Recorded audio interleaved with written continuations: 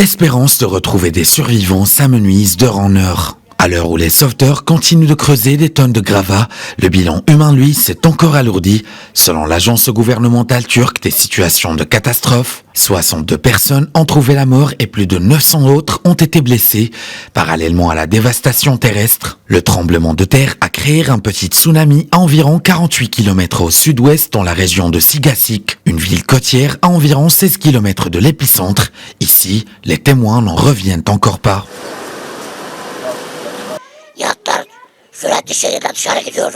Certains yachts ont été soulevés jusqu'à la plage de l'hôtel. Certains ont échoué au sol. Comment vous dire, j'ai 60 ans et je n'ai jamais vu quelque chose comme ça. Soudain, les bateaux garés le long de la côte ont commencé à se cogner et à faire beaucoup de bruit. Nous ne savons pas ce qui s'est passé. Certains de nos amis criaient « Le tsunami arrive !»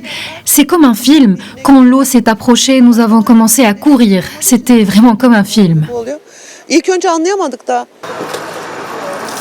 Face à cette catastrophe, la Turquie et la Grèce, deux pays situés dans l'une des régions sismiques les plus actives du monde, ont mis les tensions diplomatiques de côté, se disant prêtes à s'entraider. Et selon les experts, le tremblement de terre a réveillé aussi les craintes d'un séisme majeur qui menace Istanbul. Habitué à de tels phénomènes, en 1999, un séisme de magnitude 7,4 avait frappé le nord-ouest de la Turquie, faisant plus de 17 000 morts, dont 1 millier à Istanbul.